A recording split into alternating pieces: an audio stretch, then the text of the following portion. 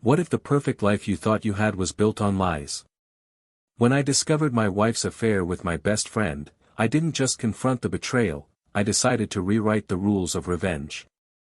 I recently discovered that my wife, Heather, is cheating on me, with Josh, of all people. Josh was my best friend.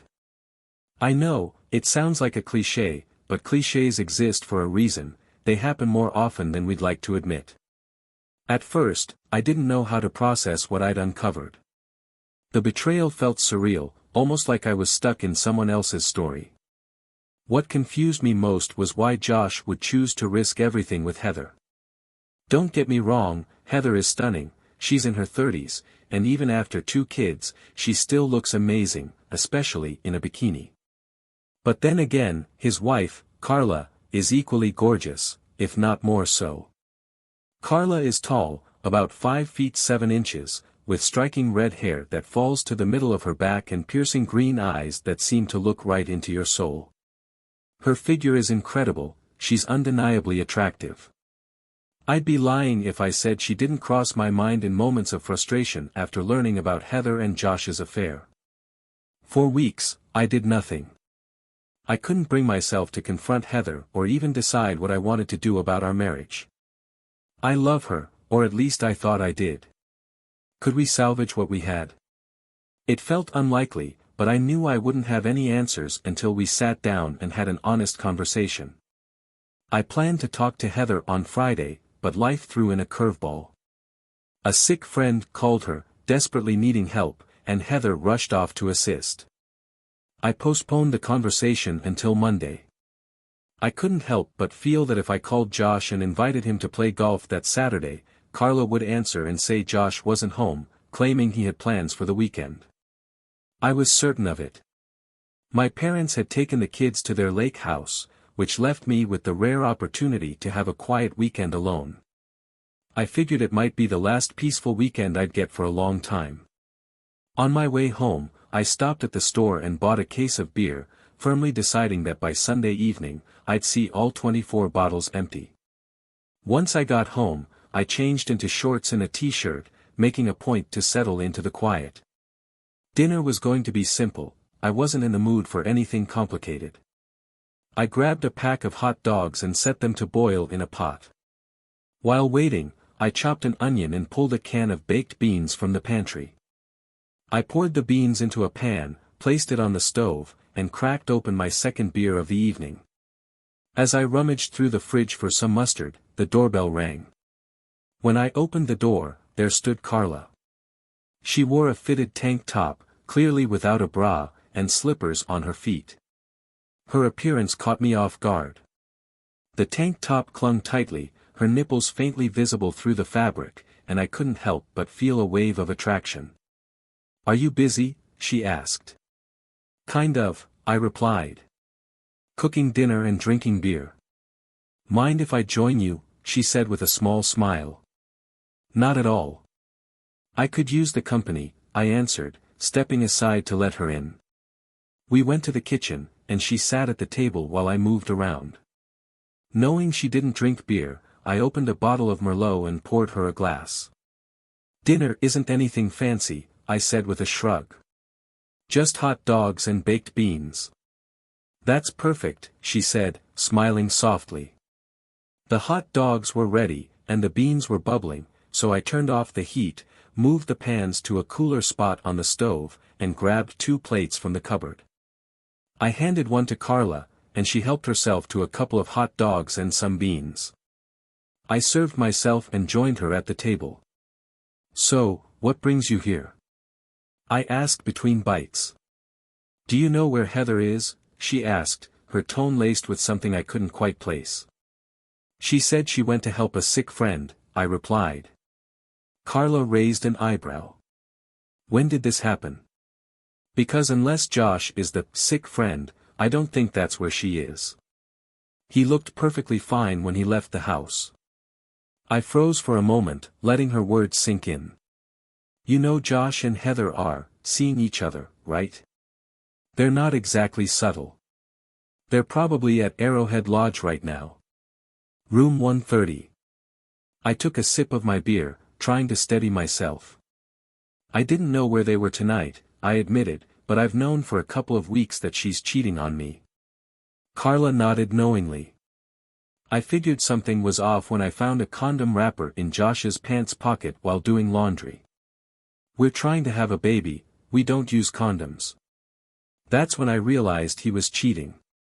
And honestly, I decided then that I'm not going to have his child. I don't want to be a single mother. Her words hung heavy in the air, and we both sat there in silence for a moment, letting the weight of everything settle between us. If I end up getting divorced, I'll know I did everything I could to be certain of the truth. After suspecting Heather's infidelity, I used part of my father's inheritance to hire a private investigator. It didn't take long for him to confirm what I already feared. Heather and Josh frequently meet for long lunches, and when Josh tells Carla he's working late, he's often spending that time with my wife. How do you know for sure? Carla asked, her voice tinged with curiosity. It wasn't just the investigator, I replied. One day, I was in the basement working on a bookcase. The phone rang, and I picked up the extension down there. At the same time, Heather must have picked up the line upstairs. The moment I put the receiver to my ear, I heard her say the word lover. Carla's eyebrows shot up in surprise, and I continued. Josh was on the other end, telling her they'd have to skip their usual long lunch at the Marriott because he had an important meeting. I sat there, listening to Heather say she'd miss him and how he'd need to make up for it next time. Every word just confirmed what I already suspected. And you didn't confront her? Carla asked, clearly stunned. No, I admitted. I couldn't decide what to do. I figured I'd wait until she got home and see where the conversation went. Carla paused, her expression unreadable. Then, unexpectedly, she stood up and walked over to where I sat.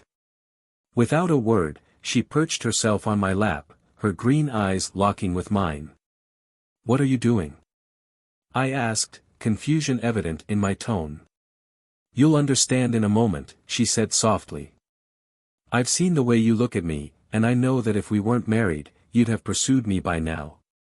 Let's be honest, neither of us owes Josh or Heather any loyalty anymore. They've released us from that obligation. Before I could respond, Carla leaned down and kissed me. Her lips were warm and insistent, and for a moment, I couldn't believe what was happening. When she finally pulled away, she spoke with a calm determination.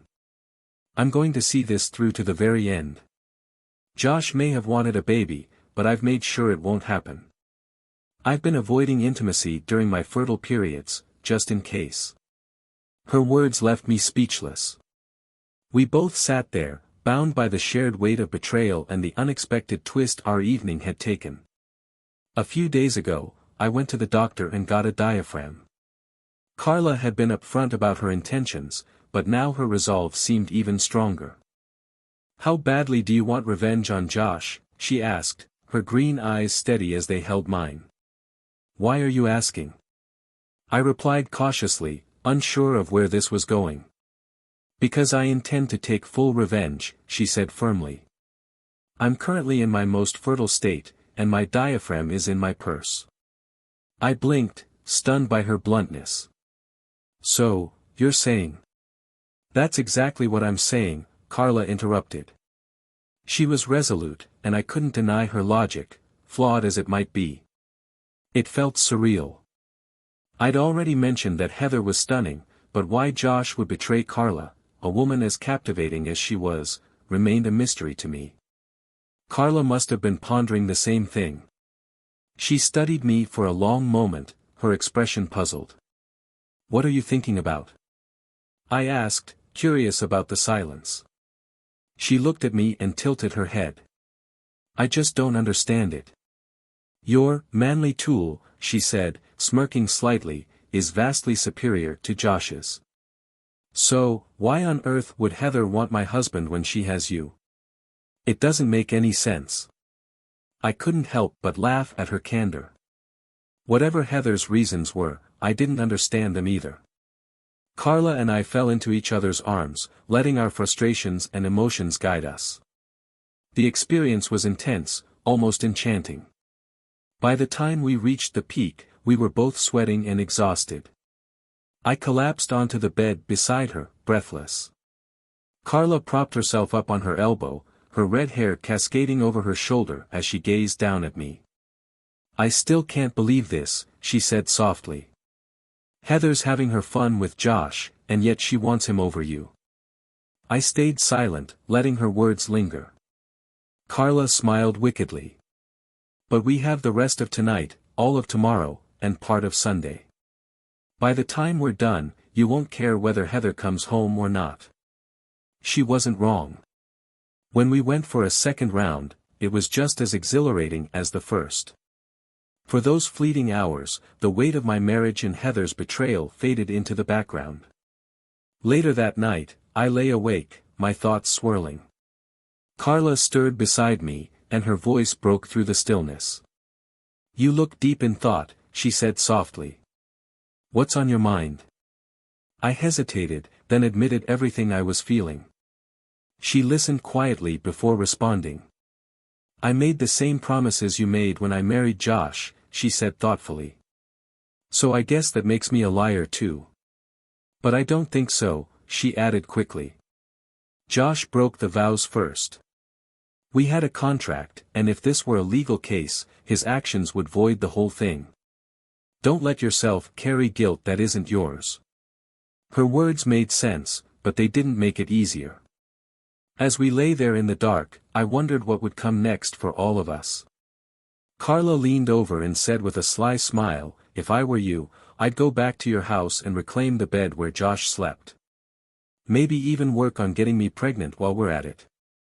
She started teasing me, and before long, we were fully immersed in the moment. If Carla didn't end up pregnant by the time we finally fell asleep at her place, it wasn't for lack of effort. The next morning, she asked when my kids would be back home. "Around 6, I replied, glancing at the clock. She cooked a hearty breakfast of steak and eggs, setting the plate in front of me with a wink. "You're going to need the energy if you plan on doing anything nice for me today," she teased. As we ate, she brought up a hard truth. "You know, if you end up divorcing Heather, the courts will probably give her custody of the kids.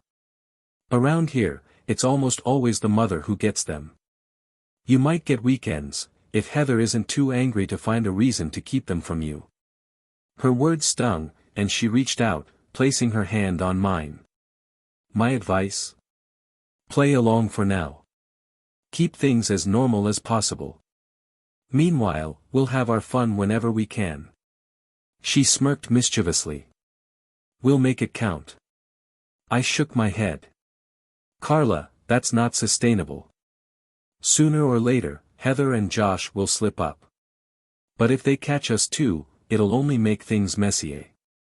She shrugged, unfazed. "I'm careful. On Wednesdays, I play cards with some college friends, and I sometimes grab drinks with coworkers. Josh is used to me being out. As long as you don't let Heather suspect anything, we'll be fine." She leaned back, her voice growing sharper. "You want revenge, don't you? My idea of perfect revenge is to let Josh raise another man's child without realizing it.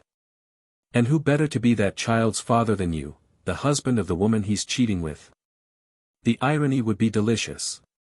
I sighed, uncertain. "I do want revenge. But I don't know if I could go through with something like that. Watching him unknowingly raise my child. It's a lot to consider." Carla leaned in closer, her green eyes locking with mine.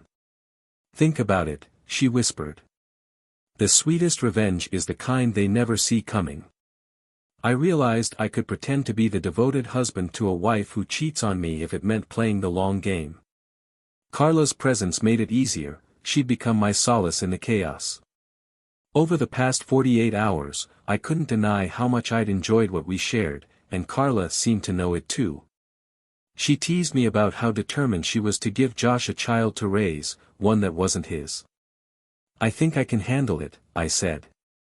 "For now, I'll stick to the plan."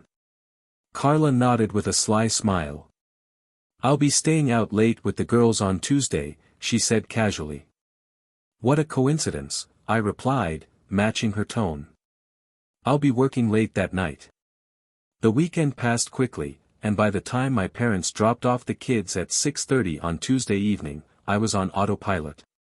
They mentioned the kids hadn't eaten yet, so I took them to Mickey's. Unsurprisingly, they both asked for Happy Meals. After dinner, we headed home, where Heather was waiting. She greeted us with a sharp tone. "Where were you? Why didn't you call me to ask if I wanted to join you for dinner?" Her question lingered, but I didn't respond. I didn't feel the need to explain myself. Later that night, Heather didn't shower before bed. Maybe she'd showered before coming home, or maybe not. Either way, I wasn't about to find out. When she went to bed, I feigned an upset stomach and told her we could be intimate another day. The next day, just after 3:20 in the afternoon, my secretary buzzed my office to tell me that Mrs. Carla Marvis wanted to see me. I told her to send Carla in. She entered the room, closing the door behind her with a confidence that made my heart race. Without hesitation, she walked up to me and kissed me. "It's a pity your secretary is sitting right outside your door," Carla whispered, her lips still close to mine. "If she weren't, I'd make it harder for anyone to doubt why I'm here." She stepped back, her tone becoming serious. "I'll call you at the room number after I check in. I'll be done with work around 4:30, so I'll go straight there. When you arrive, stop by the bar first for a drink. If anyone sees you, they'll just think you're winding down on your way home. Then come to the room, where I'll be waiting." "That sounds like a solid plan," I said, feeling the weight of anticipation. On my way home later that evening, I stopped by a radio supply store and picked up 2 tape recorders and 6 extra cassettes. If we were going to tap phones, we'd need to do it right. Carla and I were moving forward with our plan, step by step. Each decision was carefully calculated to serve our ultimate goal, unraveling the lies of Heather and Josh while exacting our own quiet revenge. I brought a second tape recorder to my office so I could review the recordings there in private. I planned to save any tapes containing incriminating evidence of Heather and Josh for the day I would present them to the judge during our divorce proceedings. Each tape felt like a weapon I could wield when the time came. When I returned home that evening, I was surprised to find Heather had already prepared dinner and even brought out a bottle of wine. She seemed to be in an unusually affectionate mood. The contrast was striking. She'd just spent the weekend with her lover, and now she was playing the doting wife. I couldn't decide whether to feel anger or pity. As we sat down, Heather's mood seemed to shift slightly. "You know you have work to do tonight, right?" she said, glancing at me. "And what's that about?" I asked, feigning innocence. "You need to make up for last night," she replied with a playful smirk. "I'll hold you to it." Forcing a smile, I replied, "I'll do everything in my power." "You're always amazing, my love." The words tasted bitter on my tongue. What I wanted to say was, "Then why are you cheating on me with Josh?" But I kept my thoughts to myself. While Heather read bedtime stories to the kids, I headed down to the basement. I found the phone line, tapped into it, and set up the recorder. Heather wouldn't leave for work for another hour, giving me plenty of time to ensure everything was in place. Later that night, after we'd been intimate for the 3rd time, a performance I executed purely for appearances, Heather turned to me with a casual yet disarming question. "Have you ever thought about having another child?" I paused, trying to process her words. "Not really," I replied, my mind immediately wondering if this had anything to do with Josh. "Actually, I've been toying with the idea of getting a vasectomy," I added, keeping my tone light. "That way, you could get off the pill, and we'd still be safe." Heather looked at me with a mix of confusion and disappointment. "Why don't you want more kids? We had Mike and Anna so soon after the wedding. We never got the chance to enjoy life, to travel and see the world." Her words lingered, making me question everything. Could I really go through with Carla's plan? The longer this charade went on, the more certain I became that I couldn't. It was becoming clear, I needed to leave Heather sooner rather than later. And then a truly dark thought crept into my mind, one I hadn't dared consider before. Were Mike and Anna even mine? I knew I had to find out the truth. That night, I fell into a restless sleep, plagued by the weight of my suspicions. The following day, after another intense meeting with Carla in room 2002 of the Marriott, I decided to share my growing concerns with her. I can't keep living like this, I said, my voice heavy. Do I confront Heather about Josh now, before there's a chance she gets pregnant? Or do I wait? Carla thought for a moment, her green eyes narrowing in contemplation. That's a tough call, she admitted. You could bring it up now, but what if she's already pregnant? If you wait until I'm pregnant, it might already be too late to do anything about Heather. I want all my children to have the same father, so we can't fail here. I sighed, her words hitting me like a reminder of how complicated this had all become. Maybe Heather was just feeling you out, Carla added. You did say you weren't interested in having more kids, right? That might be enough to discourage her. But we won't really know until she comes to you with news. Her tone turned playful as she checked her watch. Speaking of which, we still have a couple of chances to make me a mother, she teased with a sly grin. On my way home that evening, I stopped to buy a box of condoms. That night, when Heather initiated intimacy, I pulled them out without hesitation.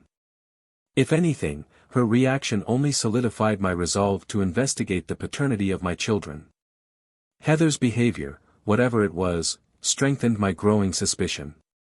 The thought took me back to Carla's revelation. She had discovered Josh's infidelity because he used condoms while they were trying to conceive. That tiny piece of evidence unraveled the truth for her, and now, I felt compelled to uncover my own. I'll make an appointment with my doctor about the diaphragm, Carla had told me earlier that day. But please, don't go through with the vasectomy. We'll find a way to make this work. Her words lingered in my mind as I mulled over how this arrangement was starting to strain every part of my life, including my finances. These motel rooms are killing my budget, I confessed to Carla. I can't keep dipping into family money. Sooner or later, I won't have enough to make ends meet. I understand, she said sympathetically. We'll figure something out. By Wednesday evening, Carla had her usual card party with friends. Before leaving, she asked, have you figured out a way to sneak out of the house yet? Not yet, I admitted. But I'm working on it. Good, she replied, her tone light but firm. Crossing my fingers for you. But for now, I need more than luck from you. Her smile carried a mix of mischief and determination, a reminder of the tangled path we had chosen. As I settled into my 45-minute lunch break, I pulled my phone from the desk drawer and called Carla. She answered quickly, her tone cheerful until she heard my voice turn serious. Good morning, I said, holding the recorder up to the phone. I pressed play. The sound of the recording, laced with curses directed at her, filled the line. There was a long pause before Carla's voice returned, cold and calculated. When the time comes, I'll kill that bad boy, she said, her words carrying more weight than I'd expected. Yeah, about Wednesday, I continued. What's your plan? I think I'll work late, Carla replied. But I won't let Josh know until the last minute. That way, he won't have enough time to call a nanny. I nodded to myself, appreciating her foresight. After hanging up, I went about the rest of my day. Later, I made my way to the Marriott and rented a room. From there, I called Carla again to confirm the details. Everything was set. At 4:40, just as Heather's workday was wrapping up, I called her. Hey, I just wanted to let you know I'll be working late tonight, I said. There are some last-minute issues with Henderson's contract that need to be resolved before Ethan meets with them tomorrow morning. Sorry for the late notice, but I really can't leave right now. Don't wait up for me, love you, bye. By nightfall, I returned home, pleasantly tired. Heather was already asleep when I walked in, which saved me from having to make more excuses. As I got ready for bed, I couldn't help but think of the tangled web we were weaving, and how much further it might stretch if things continued this way. "I think we deserve to celebrate," Carla said with a sly smile. "Just once. We need to do it carefully, though, without those two figuring out what's really going on." "It's funny you'd mention that today," I replied. "Josh has to fly to San Diego this weekend to handle some of his father's estate matters. He mentioned he'll visit relatives over the weekend before meeting with his lawyer on Monday. If you can figure out how to slip away, we could go somewhere." The idea hung in the air between us, tempting yet risky. The next morning, just 5 minutes after I left the house, Heather called me on my cell. "You need to call Bill as soon as possible," she said urgently. "It's a family matter, and he really needs to talk to you." "I'll call him," I assured her, waiting until I arrived at work to return the call. When I reached Bill, his voice carried the weight of his concern. He explained that his son, Brian, needed a kidney transplant and was hoping I'd agree to be tested for compatibility. "If you're willing, we'll need to arrange the tests as soon as possible," Bill added. "Of course," I said. "Let's get it started." As we wrapped up the call, Bill tried to reassure me. "We'll handle everything," he said. "Thanks for stepping up. I'll call you back with the details." Later, Carla and I finalized our weekend plans. "Josh's flight leaves at 8 a.m. on Saturday," Carla mentioned. "We should be clear to leave once he's gone. I'll make sure I'm at the airport early to see him off, just to avoid any suspicion." "Sounds like a solid plan," I replied. Then, after a pause, I added with a faint smirk, not to be selfish, but "I hope my kidney isn't a match." Carla burst out laughing, shaking her head. "You're terrible," she said with a smile. But her expression softened as she looked at me. "Let's make the most of this weekend. We both need it." "I need you in one piece, with all your parts intact," Carla teased. "How else are we going to grow old together?" "Heather," I thought, the words replaying in my mind. Her recent actions made me question everything. "The way you say it sometimes makes me feel like you really do love me." But then, as Carla continued to speak, she brought me back to the present. "You better not have any doubts about me, Bob," she added with a small laugh. "Not a single one," I replied, though I knew deep down how much of a mess our lives had become. Later that evening, when I arrived home, Heather was waiting for me in what she liked to call her "come-get-me" outfit. The sight left me conflicted, her seductive allure clouded by the knowledge of her betrayal.